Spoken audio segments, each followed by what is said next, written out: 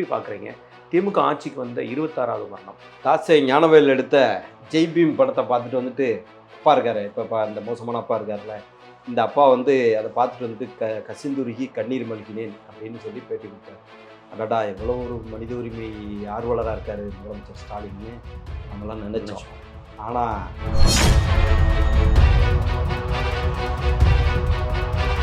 தமிழ்நாட்டில் ஒரு பாலாரும் தேனாரும் ஓட போகுது போல இருக்கு.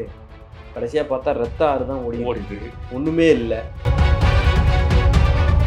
நீங்கள் அதிமுகவில் நீண்ட காலமாக பயணிச்சிருக்கீங்க. இந்த ஓபிஎஸ் அவர்களுடைய இழப்பு, அப்படி ஒரு செல்வாக்கு அவர்கிட்ட இருந்திருந்தா அமித்ஷாஜி நேரடியாக ஃபோன் பண்ணி, சார் பன்னீர் சார் எங்கே இருக்கீங்க, நீங்கள் வர்றீங்களா இல்லை நான் வந்துடுவா கூட்டணி பேசுகிறதுக்குன்னு கேட்டிருப்பாங்க.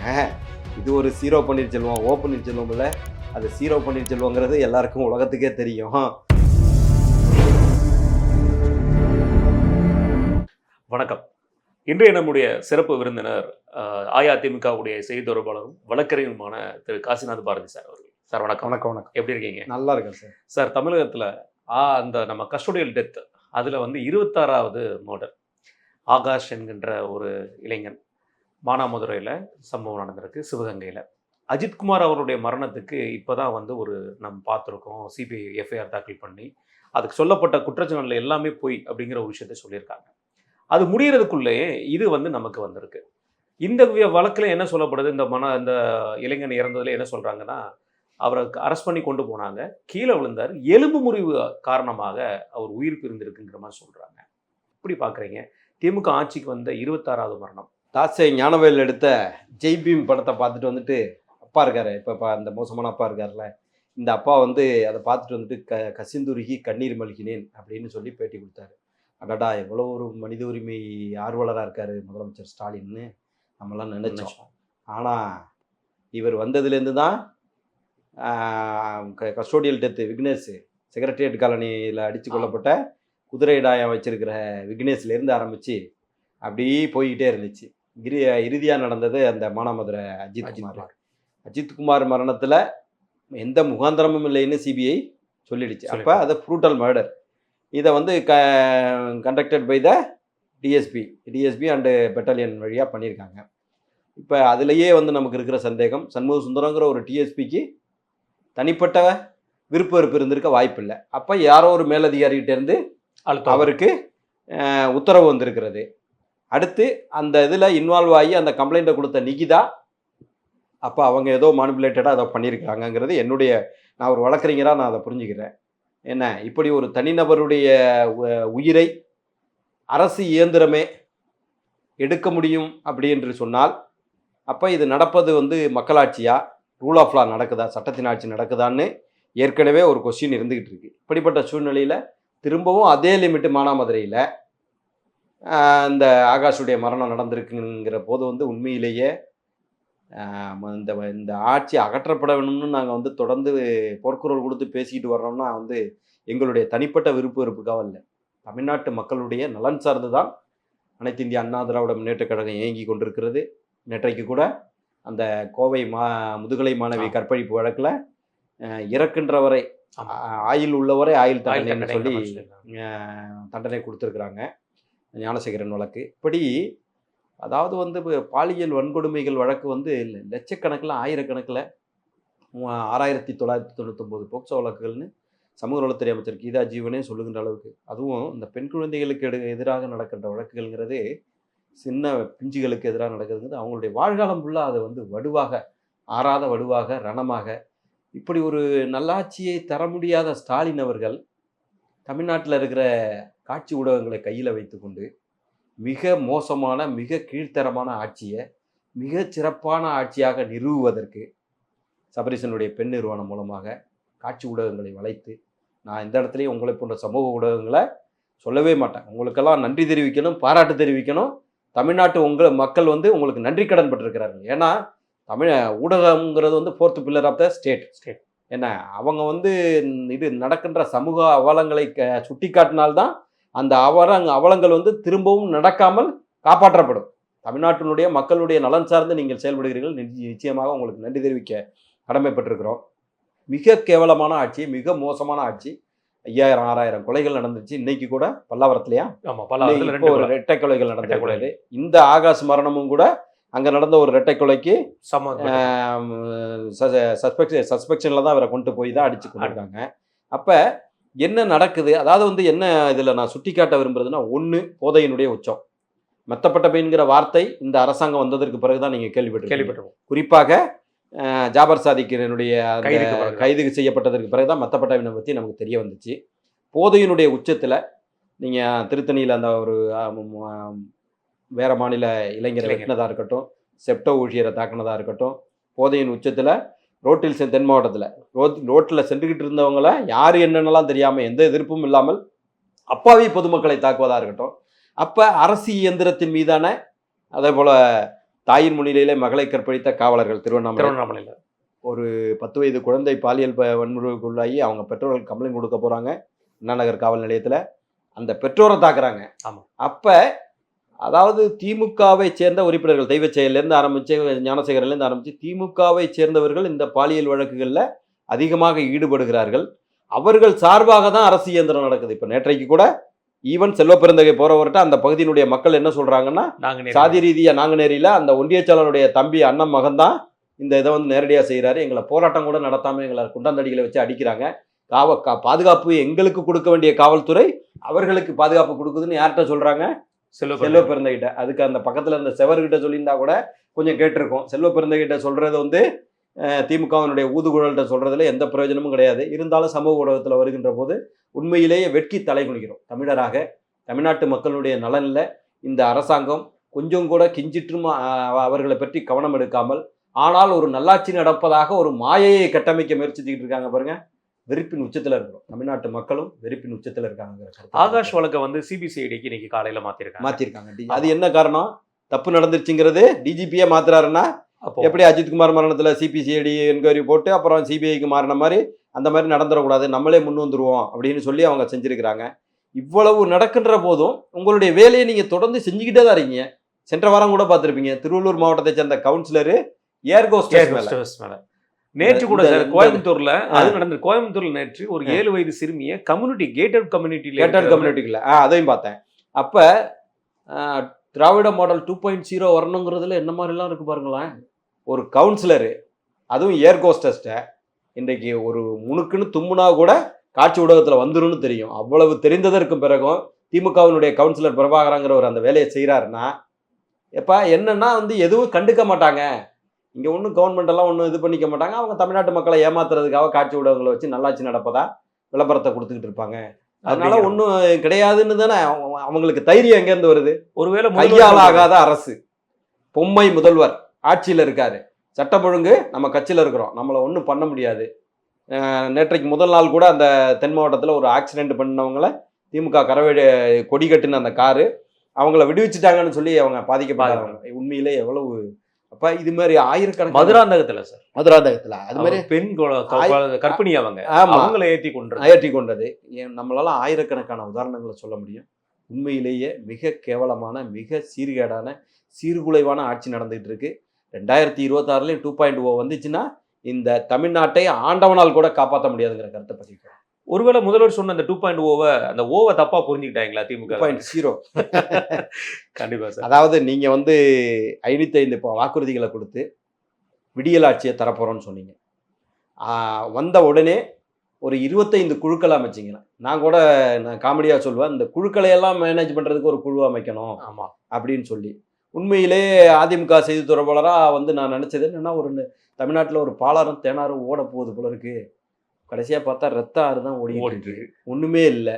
ஆனால் அது பாலாறும் தேனாவாக கட்டமைக்க நீங்கள் முயற்சி செஞ்சுக்கிட்டு இருக்கீங்க. 505 வாக்குறுதிகளில் 80% நிறைவேற்றியாச்சுன்னு சொல்லி உதயநிதி சொல்றாரு. நிறைவேற்றிருந்தா ஏங்க இவ்வளோ போராட்டம் நடக்குது?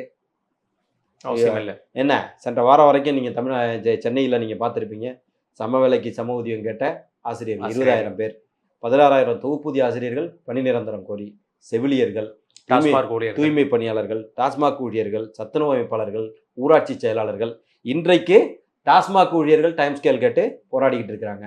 ஒட்டுமொத்த தமிழகத்தில் இருக்கிற அரசு ஊழியர்கள் அத்தனை பேரும் பழைய ஓய்வு திட்டத்திலிருந்து ஒட்டுமொத்தமாக வெறுப்பின் உச்சத்தில் இருக்கிறாங்க. இவ்வளவு இதையும் செஞ்சுட்டு நல்லாட்சி நடக்கிறதா நீங்கள் பூனை கண்ணை மூடிக்கிட்டு உலகம் இருண்டுருச்சுன்னு சொல்கிற மாதிரி ஸ்டாலின் உண்மையிலே தமிழ்நாட்டில் தான் இருக்காரா வேற எங்கேயும் இருக்கிறாராங்கிற கேள்வியை தமிழ்நாட்டு மக்களுடைய கவனத்துக்கே விட்டார். கண்டிப்பாக சார்.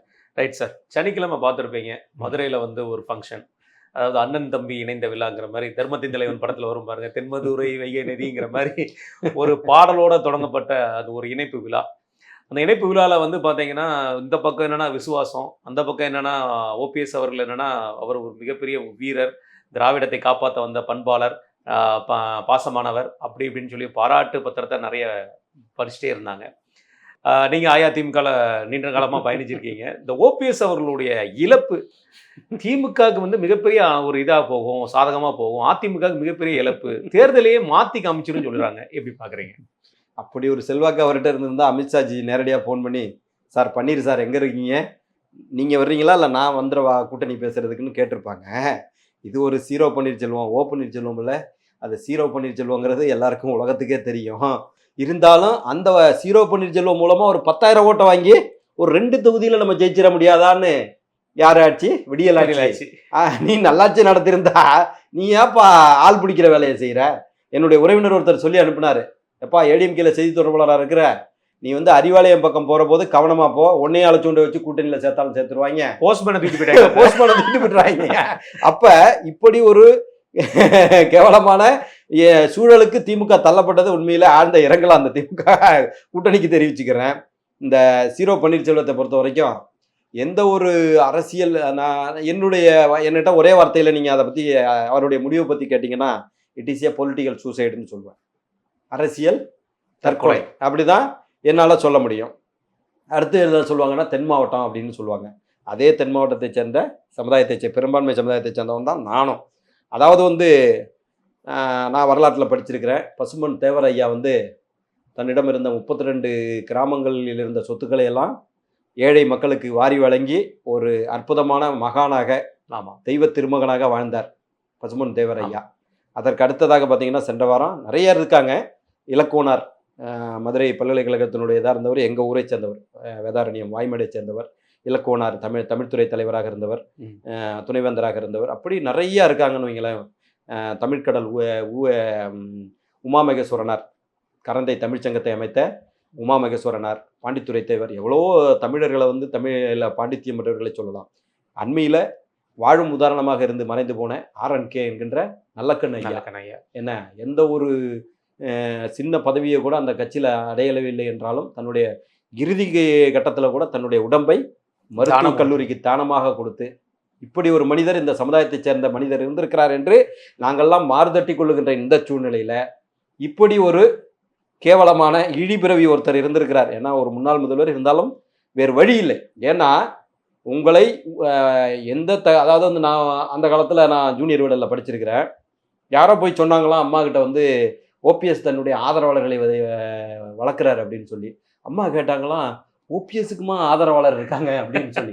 அப்போ உன்னை வந்து ஒரு ஜடப்பொருளுக்கு இணையாகத்தான் பார்த்துருக்காங்க. அப்படிதான் நான் கருத முடியும். ஓபிஎஸ்க்குமா ஆதரவாளர் இருக்காங்கன்னு கேட்டாங்களாம். அப்படிப்பட்ட உங்களை உச்ச பதவியாகிய முதலமைச்சர் பதவியில் உட்கார வைத்து 3 முறை உட்கார வைத்து அழகு பார்த்தது அனைத்து இந்திய அண்ணா திராவிட முன்னேற்ற கழகம். அப்படி ஒரு உச்ச பதவியில் இருந்ததற்கு பிறகு இதற்கு பிறகு எதுவும் பிரதமர் பதவியை திமுக கொடுக்க போது அவங்களுக்கு? இந்த முதலமைச்சர் பதவியை ஸ்டாலின் கொடுத்துருவாரு அவங்களுக்கு? ஒருவேளை திமுக ஆட்சிக்கு வரலன்னா சார், 2 முன்னாள் முதல்வர் நான் உண்மையிலே வந்து எப்படி நான் அதை கூட இன்னும் கமெண்டா சொன்னேன். ட்ரம்ப் வந்து நேரா புதினை பார்த்து சேர்ந்த மாதிரி நீ உச்ச பதவியில இருந்த நீ இன்னொரு உச்ச பதவியில உள்ளவன அந்த கம்பேரிசனை சொல்ல வரல, கான்செப்டை மட்டும் சொல்றேன். ஒரு கேவலமான இழிபிறவியாக அதை உச்ச பதவியில உங்களாக அமர வச்ச அந்த அனைத்து இந்திய அண்ணா திராவிட முன்னேற்ற கழகத்தை நீ துரோகம் செஞ்சுட்டு ஒரே நம்பிக்கை என்ன தெரியுமா? அம்மா உயிரோட வந்துட மாட்டாங்க, அவ்வளவுதான். அம்மா உயிரோட வந்துருவாங்கன்னு சொன்னீங்கன்னு வைங்க, வந்துருவாரு. என்ன ஒரு ஒரு இயக்கத்தில் வந்து யாரெல்லாம் முன்னுதாரணமாக இருக்கக்கூடாதோ அந்த மாதிரி ஒரு தவறான முன்னுதாரணமாக ஓ பன்னீர்செல்வம் அவர்கள் இருக்கிறார். என்னன்னா வந்து இவர் வந்து அந்த 2017 அம்மா இறப்புக்கு பிறகு எடப்பாடியார் அவர்கள் ஆட்சி அமைவதற்கு அதுக்கு முன்ன கூட என்னால் சொல்ல முடியும். அதாவது வந்து இவர் வந்து ஒருங்கிணைப்பாளராக இருக்கிறார். இந்த 2021 தேர்தலில் முதலமைச்சர் கேண்டிடேட்டாக எடப்பாடியார் அவர்களை அறிவிச்சாச்சு. ஒருங்கிணைப்பாளர் தானே தலைவர். தமிழ்நாடு முழுவதும் பிரச்சாரத்துக்கு சென்று இருக்கணும். அங்கே தங்க தமிழ்ச்செல்வன் தேனியில் நிற்கிறாருன்னு தோல்வி பயத்தினுடைய உச்சத்துல நீங்க அங்கேயே இருந்தீங்க. அந்த தொகுதியை விட்டு அடுத்த தொகுதியை எட்டி கூட பார்க்கலாமா. அப்ப அங்கேயே ஒருங்கிணைப்பாளராக இருப்பதற்கான தகுதி இல்ல. தகுதி இழப்பு உங்களுக்கு வந்து விட்டது. எடப்பாடியார் தமிழகம் முழுவதும் சுற்றுப்பயணம் செஞ்சாரு, பிரச்சாரத்தை செய்தார். தலைமையினுடைய இழப்பு இருந்துச்சு. இன்னைக்கு வந்து எதிர்க்கட்சி தலைவராக 75 சட்டமன்ற உறுப்பினர்களை கூட்டணியோடு சேர்த்து வைத்து உருவாக்கி இருக்கிறார் என்று சொன்னால் அந்த 75ல ஓ பன்னீர்செல்வத்தை தவிர பாக்கி 74 தொகுதியும் வந்து எடப்பாடியார் அவர்களுடைய உழைப்பிற்கு கிடைத்த வெற்றி. அதை நம்ம ஃபர்ஸ்ட் கிளைம் பண்ணிக்கிறோம். அடுத்ததாக அந்த இதுல பிரச்சனை வந்துச்சு, யார் முதலமைச்சர் ஆகுறாங்கிற பிரச்சனை வந்துச்சு. எந்த அனைத்து இந்திய அண்ணா திராவிட முன்னேற்ற கழகம் உன்னை முதலமைச்சராக்கியதோ அந்த அஇஅதிமுகவுக்கு எதிராக வாக்களித்தவர் சட்டமன்றத்தில் அன்னைக்கே வந்து you are unfit to be a become as a member of the AIADMK.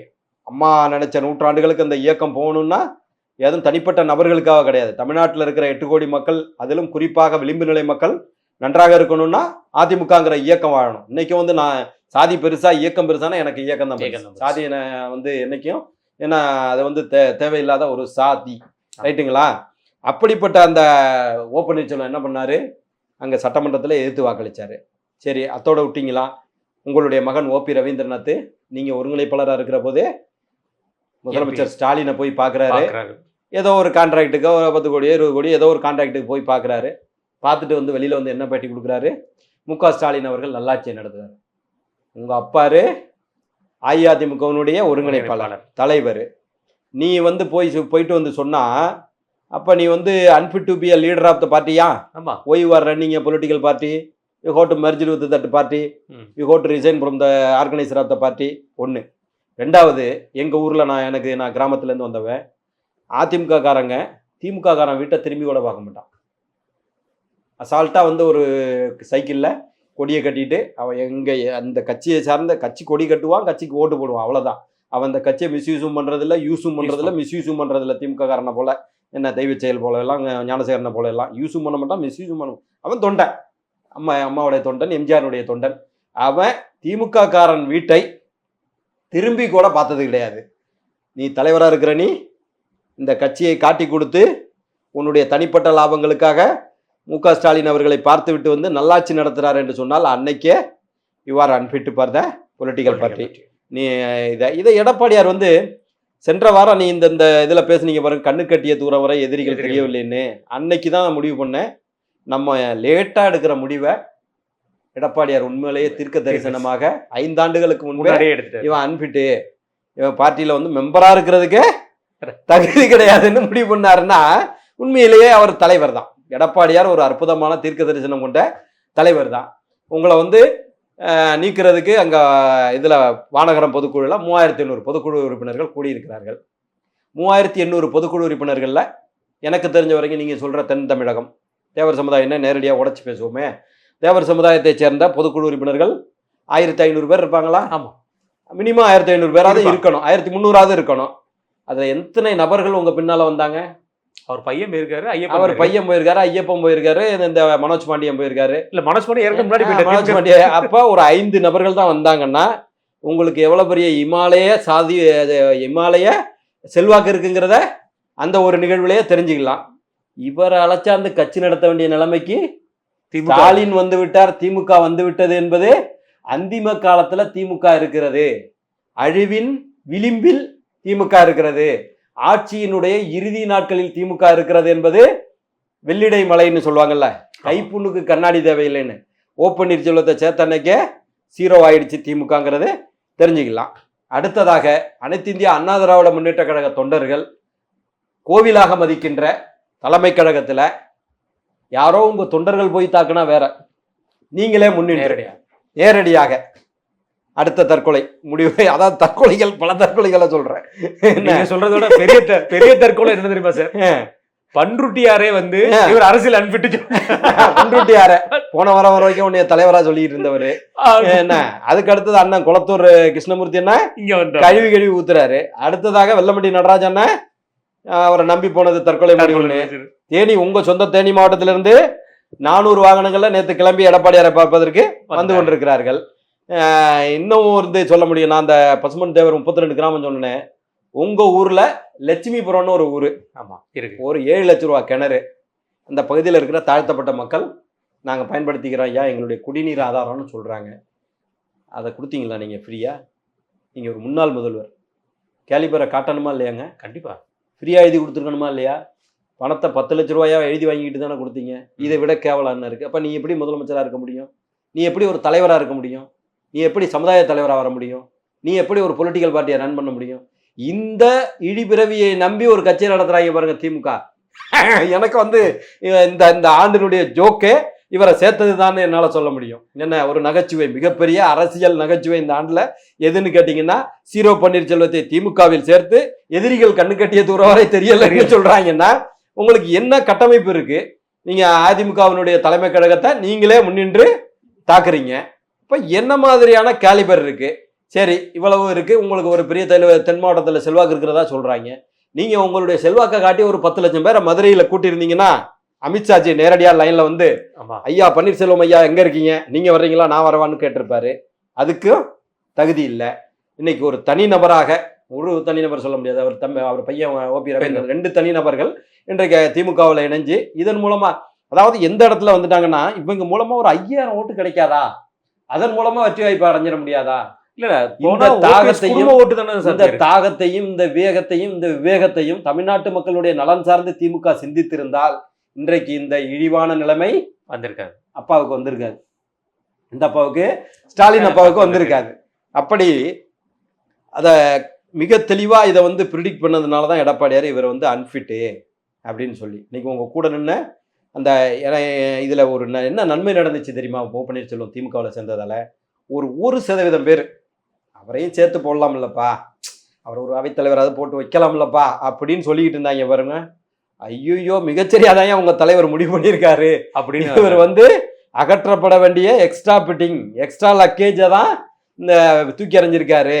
பதர்ன்னு சொல்லுவாங்கல்ல, இந்த பதர்ங்கிற வார்த்தைக்கு உதாரணம் இவர் தான். அடுத்து பிட்ரையல்னு கேள்வி விட்டுருவீங்க, பிட்ரே துரோகம்னு கேள்வி விட்டுருவீங்க, அதற்கு உதாரணமும் இவர் தான். எந்த இடத்துலையாவது எடப்பாடியாரை தனி நபருக்கு துரோகம் செஞ்சாரா செய்யலையா அது வாதத்தை விடுங்க. அனைத்து இந்திய அண்ணா திராவிட முன்னேற்ற கழகம் என்ற விளிம்புநிலை மக்களுடைய இயக்கத்திற்கு 100க்கு 200% விசுவாசமாகவும் அந்த இயக்கத்தை இன்றைக்கு கட்டுக்கோப்போடு எகுக்கோட்டையாக மாற்றி காட்டியிருப்பவர் எடப்பாடியார். சரிங்களா? இல்லைன்னா இன்னைக்கு வந்து அது சுக்குநூறாக ஆகியிருக்க முடியும். அதை வந்து மிக தெளிவாக கட்டமைப்போடு நவத்தி ஒரு அற்புதமான ஆட்சியை கொரோனா பேரிடரிலும் 4.5 ஆண்டுகள் தந்து 4 நாட்கள் தாங்குமா 4 மாதங்கள் தாண்டுமா அப்படி என்று இந்த பன்னீர் போன்றவர்கள்லாம் எதிர்த்து வாக்களித்த சூழ்நிலையிலும் திமுகவெல்லாம் எத்தனையோ தகுதித்தங்களை செய்து இந்த ஆட்சி அகற்றிடலாம்னு நினைச்ச போதிலும் ஏறக்குறைய 22,000 ஏரிகளை தூர்வாரி குடிமராமத்து நாயகனாக 22 லட்சம் மக்களுக்கு கொரோனா பேரிடரிலும் அம்மா உணவகங்கள் மூலமாக விலையில்லாமல் உணவுகளை வழங்கியதாக இருக்கட்டும், அதே போல எங்களுடைய தஞ்சை மண்டலத்தை பாதுகாக்கப்பட்ட வேளாண் மண்டலமாக அறிவித்ததாக இருக்கட்டும், ஏறக்குறைய வந்து 11 மருத்துவக் கல்லூரிகளை ஒரே ஆண்டிலே கொண்டு வந்த வரலாற்று சாதனையாக இருக்கட்டும். கால்நடை, ஆமாம், எப்படி கால்நடை மருத்துவ பல்கலைக்கழக இதை வந்து ஃபிஷரிஸ் யூனிவர்சிட்டி நாகப்பட்டினம், அதே போல் வந்து கால்நடை பூங்கா இதில் தலைவாசல் சேலத்தில் கால்நடை பூங்கா 1000 கோடியில் அங்கே எப்படி அம்மா அவர்கள், அதாவது திராவிட இயக்கம் நீங்கள் உங்களை மாதிரி வாயால் வடை சுடுறது கிடையாது, காகிதம் என்று எழுதி சுவைத்து கொள்ளுங்கள் இனிக்குதான் பாருங்கன்னு சொல்கிறது கிடையாது. எப்படி 69% இடஒதுக்கீட்டிற்கு இந்திரா சகானி வழக்கில் ஒரு இது வந்தபோது, அதாவது இந்திரா சகானி வழக்கில் வந்து இடஒதுக்கீடு இந்தியாவில் 50%ற்கு மிகைப்படக்கூடாதுன்ற ஒரு புல்பெஞ்சு ஜட்ஜ்மெண்ட் வந்தபோது புரட்சி தலைவி அம்மா அவர்கள் இந்தியாவில் எந்த மாநிலத்திலையும் கிடையாது 69% இடஒதுக்கீட்டிற்கு இந்திய அரசியலமைப்பு சட்டம் 9வது அட்டவணையில் திருத்தம் கொண்டு வந்து அதை காத்தவர். அந்த 69% இடஒதுக்கீடு உங்களுக்கு பாக்கி மாநிலத்தில எல்லாம் 17 லட்சம் பேர் தான் அரசு ஊழியர், தமிழ்நாட்டில் 25 லட்சம் பேர் அரசு ஊழியர்கள் இருக்கிறார்கள் என்றால் 8 லட்சம் பேர் அதிகமாக வேலை பார்க்குறாங்கன்னா அதுக்கு காரணமாக அமைந்தது இந்த இடஒதுக்கீடு, புரட்சி தலைவி அம்மா. இப்போ அதுமாரி வந்து நீங்கள் வந்து மருத்துவ படிப்பில் ஆயிரக்கணக்கான பேர் லட்சக்கணக்கான பேர் வர்றாங்கன்னா அம்மா, இடஒதுக்கீட்டில் வர்றாங்கன்னா அம்மா. அத்தனை தமிழ்நாட்டு மக்கள் இன்றைக்கு சுபிட்சமாக இருப்பதற்கு காரணமாக அமைந்தது புரட்சி தலைவி அம்மா. அதே போல தாய் 8 அடி பாய்ந்தால் குட்டி 16 அடி பாயும் என்ற அடிப்படையில் 7.5% இடஒதுக்கீடு அன்னைக்கு தான் கவர்னர் கையெழுத்து போடல, அற்புதமாக 7.5% இடஒதுக்கீடை கண்டறிந்து, உண்மையிலே நாங்களாம் அட்வொகேட்டு தான், எனக்கெல்லாம் தெரியலை, கொண்டு வந்து அந்த மருத்துவ ஏழை விவசாய குடும்பத்தைச் சேர்ந்த மாணவர்கள், அரசு பள்ளி மாணவர்களுக்கு அற்புதமான வாய்ப்பை தந்து 6344 மாணவர்கள் இன்றைக்கு வந்து மருத்துவம் படிக்கிறார்கள் என்று சொன்னால், அதுவும் கட்டணம் இல்லாமல். இன்றைக்கு மருத்துவ படிப்பு ஒரு ஆண்டுக்கு 1 கோடி ரூபா வேணும், 1 ரூபாய் இல்லாமல் உள்ள என்ட்ராயி வெளில டாக்டராக வர்றாங்கன்னா பரோட்டா மாஸ்டருடைய பையன் எம்பிபிஎஸ் படிக்கிறார் என்று சொன்னால் எடப்பாடியார் கொண்டு வந்த அற்புதமான திட்டம்.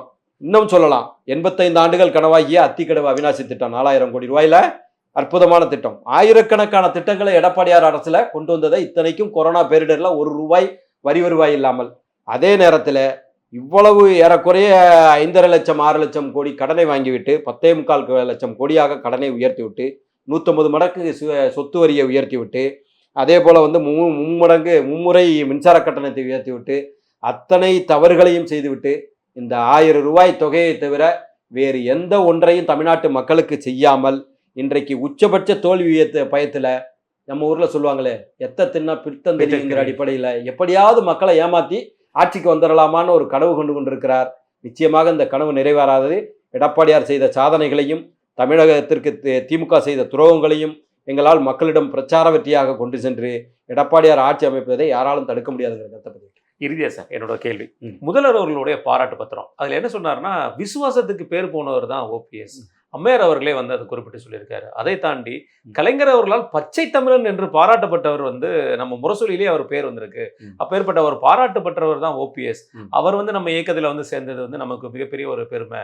அவருக்கும் அது வந்து இதாக போகும் அப்படிங்கிற மாதிரி சொல்லியிருக்கிறாரு. ஓபிஎஸ் அவர்களுடைய அந்த முதல்வர் அவர்களாம் அமர்ந்து திருப்பி முதல்வர் பதவியை திருப்பி ரிட்டர்ன் கொடுத்ததை சொல்லி குறிப்பிட்டு சொல்றதுல இபிஎஸ் அவர்களை, எடப்பாடியார் அவர்களை குறிப்பிட்டு சொல்றது அவர் வந்து துரோகத்துக்கு வந்து முன் உதாரணம் அப்படிங்கிற ஒரு விஷயத்தையும் சொல்லியிருக்காரு. இது எப்படி பாக்குறீங்க? இதுதான் சொல்றேன், உச்ச பதவியே உங்களுக்கு கொடுத்துருக்குறாங்க, நீங்க துரோகம் செஞ்சுட்டு அங்க போறீங்க. ஒருத்தர் வந்து தன்னிலை மறந்து தற்குறியாக, அரசியல் தற்குறியாக இருந்து நம்மள்ட்ட வர்றாங்கன்னா பாராட்ட தானே செய்வோம். ஆமா, பொலிட்டிக்கல் சூசைடு செஞ்சுக்கிறான் ஒருத்தன், நம்ம பாராட்ட தானே செய்வோம். ரைட்டுங்களா? நீங்க அதை தான் அந்த இடத்துல தான் நான் சொன்னேன், தனிநபருக்கு துரோகமா இல்லையாங்கிறது வேற. அனைத்து இந்திய அண்ணா திராவிட முன்னேற்ற கழகம் என்ற இயக்கத்தை இன்றைக்கு எஃகு கோட்டையாக மாற்றி காட்டியிருக்கிறார் எடப்பாடியார். இன்னைக்கு 190 தொகுதியில கோடிக்கணக்கான, நேற்று கூட பார்த்துருப்பீங்க, அந்தியூர்ல லட்சக்கணக்கான மக்கள் முன்னிலையில், அதாவது ஆர்டிபிஷியலா கூடுற கூட்டம்னா வந்து அவங்க வந்து ரெஸ்பாண்ட் பண்ண மாட்டாங்க. இவர் ஒரு பக்கம் பேசிக்கிட்டு இருப்பாரு, அவங்க ஒரு பக்கம் நிற்பாங்க. அப்படி இல்லை, எழுச்சி அலையாக கைத்தட்டலோடு எங்க அம்மா ஊர் இதுங்கிறாரு, லட்சக்கணக்கான மக்கள் கைத்தட்டுறாங்க. ரைட்டுங்களா? அப்படி மக்களோடு மக்களாக இன்றைக்கு 190 தொகுதியில் பிரச்சாரத்தை முடிச்சிருக்கிறாரு. அற்புதமான கூட்டணியை கொண்டு வந்திருக்கிறாரு. இந்த அதிமுக என்ற இயக்கம் தமிழ்நாட்டு மக்களுடைய நலன் சார்ந்து, இவங்களை போல வந்து வர்க்க பரம்பரை அரங்காவலர் போல அப்பா மகன் பேரன் இப்படி வருகின்ற இயக்கம் கிடையாது. அதிமுக ஜனநாயக இயக்கம், சர்வைவல் இஸ் த பிட்டஸ்ட் என்ற அடிப்படையில், தக்கன தப்பி பிழைக்குங்கிற அடிப்படையில் இந்த இயக்கத்திற்கான லீடராக அவர் ப்ரொஜெக்ட் ஆகி வர்றார். ரைட்டுங்களா? ஆரம்பத்தில் அவர் சுமாராக பேசுகின்ற நிலைமையும் நான் பார்த்துருக்கிறேன். இன்றைக்கு ஒரு அற்புதமான பேச்சாளராக தமிழ்நாட்டினுடைய மக்களின் நலன் சார்ந்து, இவரை போல துண்டுச்சீட்டெல்லாம் வச்சுக்கிட்டு இல்லை, துண்டுச்சீட்டு இல்லாமல் பேசுகின்ற அளவிற்கு இன்னைக்கு என்டிடிவி மீடியாவில் வந்து பேட்டி கொடுத்தாரு. ஒரு அற்புதமாக, என்ன ஒரு யதார்த்தமாக, என்ன யதார்த்தவாதி, எந்த ஒரு தவறான நோக்கமும் இல்லாமல் செய்த எங்களுடைய சாதனைகளை கூட நாங்கள் பெருசாக அலட்டிக்கிறது இல்லை. தமிழ்நாட்டு மக்களுக்கு தெரியுங்க, எல்லாம் தமிழ்நாட்டு மக்கள் கற்றறிந்தவர்கள். அந்த அடிப்படையில் நாங்கள் ஒரு பேர் வைக்க முடியாத அளவுக்கு பாக்குறீங்களா சார்? ஏது திமுக மாதிரி பேர் வைக்க தெரியாம போயிட்டோம். தேவையில்லைங்கிற, நம்மளுடைய கடவுள்கள், நம்மளுடைய செயல்பாடுகள் தான் நிக்கணுமே தவிர, என்ன நம்ம செயல்பாடுகள் தான் நிக்கணுமே தவிர ஆர்டிபிஷியலா செய்ய வேண்டிய வேலை என்னைக்கா இருந்தாலும் அதோடைய உண்மை வெளிப்பட்டு விடும். அதனால வந்து அதிமுகவை வந்து இன்னைக்கு வந்து இருக்கிறது இயக்கமாக, மாபெரும் இயக்கமாக இருக்கிறது. இத்தனை பேர் நபர்கள் இந்த இயக்கத்திலிருந்து விலகியதற்கு பிறகும் அந்த இயக்கம் பீனிக்ஸ் பறையாக இருக்கிறது என்று சொன்னால், இன்றைக்கு எடப்பாடியார் இல்லை என்றால் அந்த இயக்கம் காணாமல் போயிருக்கும். சரிங்களா? இத்தனை போன்ற துரோகிகள் எல்லாம் அப்ப இவங்க என்ன மனசுல என்ன இருந்திருக்கு? நீ அம்மா உயிரோட இருந்தா நீ போய் திமுகவை சேர்ந்துருவியா? அம்மா உயிரோட இருந்தா நீ திமுகவை பாராட்டி சட்டமன்றத்தில் பேசிடுவியா? என்ன அப்ப துரோகி என்பதற்கு உதாரணம் அவரு. அனைத்து இந்திய அண்ணா திராவிட முன்னேற்ற கழகத்திற்கும் தமிழ்நாட்டில் இருக்கிற விளிம்பு நிலை மக்களுடைய வாழ்வாதாரத்தை உயர்த்திய அஇஅதிமுக இன்றைக்கு எகுக்கோட்டையாக இருப்பதற்கு எடப்பாடியார் தான் காரணம். அதனால இந்த இடத்துல விமர்சனம் பண்ணுவதற்கான தகுதியோ இதுவோ வந்து மு.க. ஸ்டாலினுக்கு கிடையாது. 2026 எடப்பாடியார் ஆட்சி அமைப்பாருங்கிற கருத்தை பதிவு வைக்கிறாங்க. கண்டிப்பாக சார், மிக நன்றி சார், உங்கள் நேரத்தை கண்டிப்பாக.